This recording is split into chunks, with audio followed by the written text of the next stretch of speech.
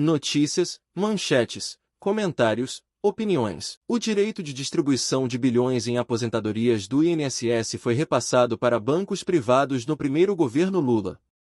Sabe qual lote foi leiloado pelo maior valor? Não foi o que tinha mais aposentados, mas o que tinha mais aposentados analfabetos. Entendeu? Concordo plenamente com o secretário da Defesa dos Estados Unidos, em gênero, número e grau. A invasão russa da Ucrânia, em 2022, serviu para tirar a Europa de um coma defensivo que se iniciara na década de 1990, após o fim da União Soviética. A administração Trump, por sua vez, reforçou a noção de que a ordem estabelecida no pós-Segunda Guerra Mundial, com os Estados Unidos como líderes do Ocidente e polícia do mundo, chegou ao fim. Diversos novos polos de poder surgirão ao redor do mundo, sendo os principais, os Estados Unidos no hemisfério ocidental, a Europa no Mediterrâneo Atlântico e China-Rússia na Ásia e Ásia Central. Especificamente em relação à Europa, os 27 membros da União Europeia possuem a segunda maior economia do mundo, 10 vezes maior do que a economia russa, um parque industrial pesado 12 vezes superior, uma população 3 vezes maior, além de mais blindados, mais aviões, mais artilharia e mais soldados do que o exército russo. Exit está certo. Chegou a hora da Europa liderar, pois capacidade e poder militar e industrial tem de sobra. Quem é que se submete à Divina Escritura, senão aquele que a leu ou ouve piamente, submetendo a ela como autoridade suprema? Agostinho de Hipona, do Sermão do Monte, livro 1, 11. Hoje eu descobri que estou entre os mais ricos, pois minha renda não aumentou. Aliás, acho que estou tão rico, mas tão rico, que meu poder de compra até diminuiu. Obrigado, painho. Estônia construirá nova base militar em cidade na fronteira com a Rússia, sendo a cidade de Narva, na mais recente iniciativa do país báltico para reforçar a segurança em sua fronteira sensível com a Rússia. O governo de Tallinn está atualmente buscando um local para a pequena base, que abrigaria algumas centenas de soldados. A base também poderia incluir forças de aliados da OTAN que tenham tropas baseadas no país, como o Reino Unido e os Estados Unidos. Ao realocar forças para mais perto da fronteira com a Rússia, a nova base enviará um sinal aos moradores de que o Estado estoniano tem uma forte presença, disse o Major-General Vaur Karus à emissora pública RR em uma entrevista de rádio. O país membro da União Europeia e da OTAN, com 1,3 milhão de habitantes, tem relações tensas com Moscou e é um firme defensor da resistência da Ucrânia à invasão em larga escala da Rússia. A Estônia dobrou seu orçamento de defesa nos últimos anos e planeja reforçar sua fronteira leste com centenas de bunkers e sistemas antidrones. O Brasil ultrapassa a marca de 1 milhão de casos de dengue em 2025, e o governo federal continua assistindo de camarote, como se a tragédia fosse um evento natural inevitável. É inaceitável que, diante de uma crise sanitária amplamente previsível, a resposta do Planalto seja marcada por inércia, amadorismo e falta de comando.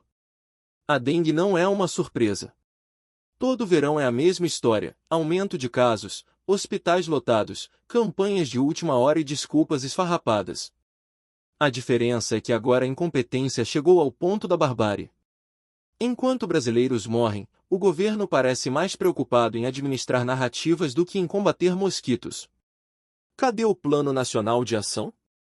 Cadê as campanhas sérias de conscientização? Cadê o apoio logístico aos estados e municípios? O que se vê é um governo que terceiriza a culpa, lava as mãos e aposta na sorte, como se saúde pública fosse um jogo de dados. É um fracasso moral e administrativo. E pior, é criminoso. Porque quem morre de dengue hoje, morre também da negligência do Estado.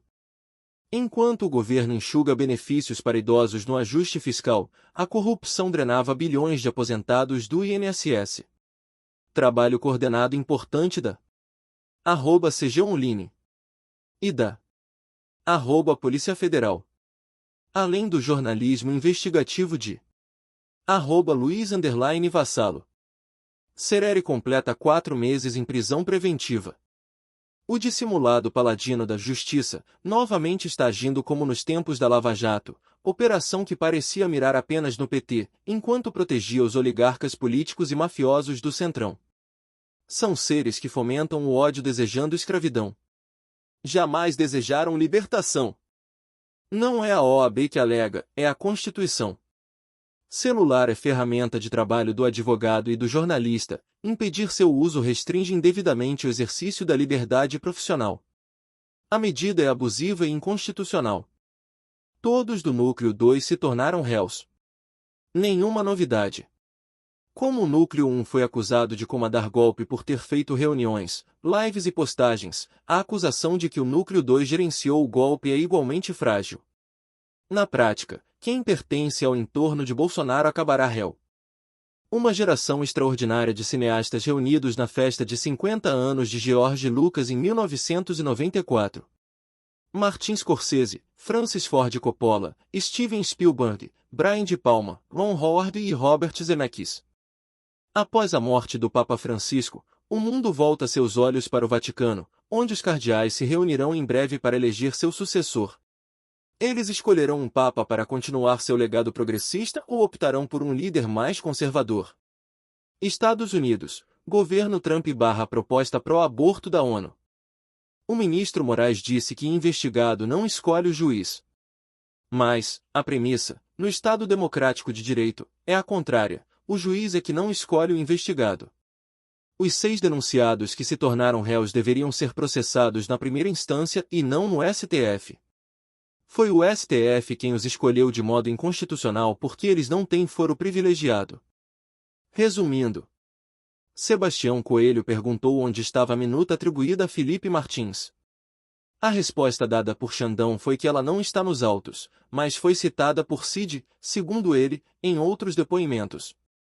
Ou seja, não há documento anexado ao processo, apenas menções orais ou escritas feitas por terceiros. Isso significa que a tal minuta do golpe não existe como prova material no processo contra Felipe Martins. A minuta não existe, mas a condenação já está escrita. O ministro aposentado do STF, Marco Aurélio, está se referindo ao julgamento de Bolsonaro e seus aliados pelo Supremo. A competência teria que ser de um juiz de primeira instância, com possibilidade de recurso dos réus em caso de condenação. No Brasil, óbvio precisa ser dito, repetido e desenhado, e nem assim adianta. A propósito, alguém tem dúvida de que os réus já estão de antemão condenados, e irrecorrivelmente? O julgamento do Felipe Martins mereceria menção no Arquipélago Gulag, do Solzhenitsyn, expõe todos os argumentos diante das máscaras adormecidas dos juízes, sem desconfiar que sua sentença já está escrita. Os caras não aliviam nem os velhinhos, mano. Barroso fica doente quando o STF é repreendido em inglês. Por J.R. Guzzo, Gazeta do Povo, 22 de abril de 2024. O Supremo Tribunal Federal, atualmente presidido pelo ministro Luiz Roberto Barroso, está há anos numa corrida para superar seus limites quando se trata de afundar no poço que cavou para si próprio. Infelizmente, quando se pensa que os ministros chegaram ao que se poderia chamar de fundo técnico do poço, pior que isso eles não podem fazer, eis que alguém ali consegue baixar a novos patamares o comportamento aberrante da nossa Suprema Corte, como diz o presidente Lula. Em primeiro lugar, neste último surto de disparates, Alexandre de Moraes negou a extradição para a Espanha de um traficante de drogas búlgaro para se vingar da recusa das autoridades espanholas a extraditar para o Brasil um militante político brasileiro que está na lista negra do STF. Trata-se de um episódio inédito de mesquinharia ilegal. O que uma situação poderia ter a ver com a outra? Nada, mas Moraes não admite que a Justiça da Espanha tem o direito de tomar decisões que o contrariam, e premiou o Brasil com a liberdade, disfarçada de prisão domiciliar, de mais um bandido. É mais uma decisão selvagem, mesmo para os padrões do ministro Moraes, mas o STF, como o tubarão branco, não dorme nunca. Logo depois de libertado o traficante búlgaro, vem o presidente do tribunal, Luiz Roberto Barroso, e se rebaixa a sair discutindo em público uma matéria publicada na imprensa. Onde já se viu uma coisa dessas, em qualquer corte de justiça de país sério? Nunca se viu, porque não existe nada de tão baixo nível na justiça mundial, hoje, do que o STF. Como se sabe, a revista inglesa The Economist acaba de publicar um artigo dizendo, com o máximo de educação, que o STF é um desastre, por todas aquelas razões que você está cansado de saber, pelo que publica há anos a imprensa brasileira não estatizada. Mas dessa vez as críticas vieram em inglês, e o ministro Barroso fica doente quando o STF é repreendido em inglês. Em português ele não liga. Mas a sua alma de vira-lata com complexo de inferioridade se agita como um porco-espinho quando leva o menor pito do europeu civilizado.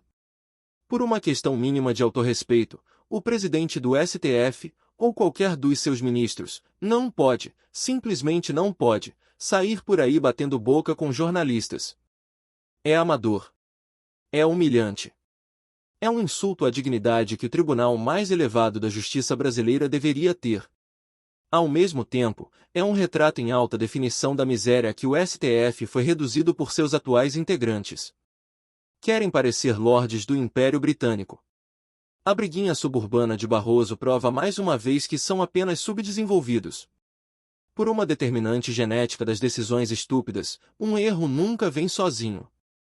Neste último caso, Barroso conseguiu somar o erro de responder a um artigo de revista ao erro de responder mal, fez afirmações que são patentemente contrárias aos fatos.